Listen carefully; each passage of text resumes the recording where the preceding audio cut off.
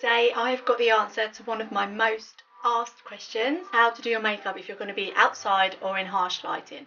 Now, there's a whole different set of rules for this, so you have to make sure you do your makeup differently. So number one rule is always do your makeup near a window if you're going to be outside or in harsh lighting. Number two is look after your skin from the inside out. You need to be drinking 8 glasses of water at least a day. I use Environ and Advanced Nutrition supplements for my skincare, and I really find it makes a massive difference to the texture of my skin. So priming your skin is literally so important. I'm going to use this NYX Pore Filler one, and this is great because it actually physically smooths your skin out. So when you put your makeup on it, it looks smooth, and it is smooth because it's physically done a job. So any primer is good, but if you use a pore filling primer, that's even better. So next is pick the right foundation, and I always use a beauty blender for a smooth finish. Two of my favourites are the Cover FX Natural Finish and Studio Fix foundation as well. Studio Fix foundation is a little bit more matte, so I'm going to be using this in that video. And I'm just taking the beauty blender and applying it all over the face and making sure I get all of the edges of the face really well. So next you've got to apply HD concealer. Now using an HD concealer is really important because it actually looks natural on the skin. It's designed for HD sort of cameras and things like that. So you know you're going to get a good finish with an HD concealer, and it's not going to cake. So next, when you contour, I'm just going to take a dark colour of the same foundation that I'm using. And by doing this, you're going to get the most natural finish for a contour. I'm just applying it wherever you normally contour. I personally like it under the cheekbones and a bit on the forehead. And again, blend it in with your beauty blender. Now the reason why I use cream blush is a textural thing. I just think it gives a really nice natural sort of sheen to the skin, which looks great. So again, I like to apply it to the apples of the cheek and blend it with a beauty blender. So when you're moving on to powder, you need to make sure you're using an HD powder. This one by Wunder2 is absolutely phenomenal.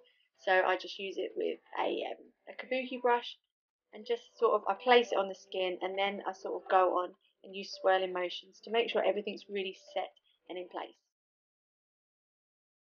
So next I'm using a bronze. Now I like to use an invisible bronze. This is by Estee Lauder, and basically it adds a colour to your skin. It adds no texture whatsoever, so you don't look powdery. So when we're talking about eyes, matte is always better if you're going to be outside or in harsh lighting. It's much more flattering and just looks generally better in these light conditions. So I'm taking like natural browns. You can smoke them out as much as you want, and then I'm just going to take a liquid liner and apply it to the top lid.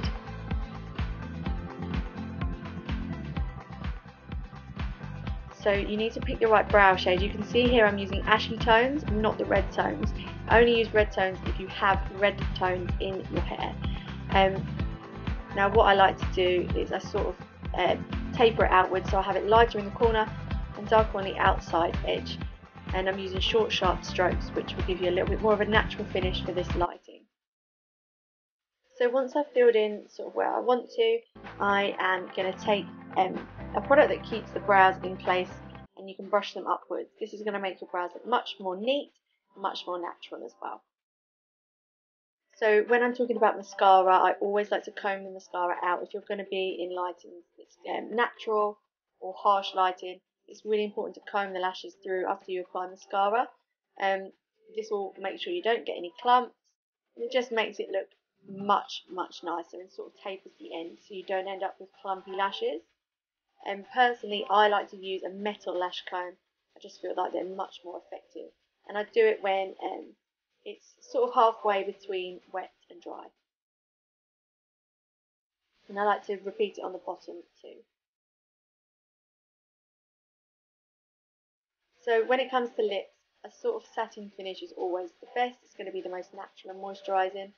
I like to take a toothbrush first and just prep the lips with a little bit of lip balm, and then I apply a natural liner all over the lip.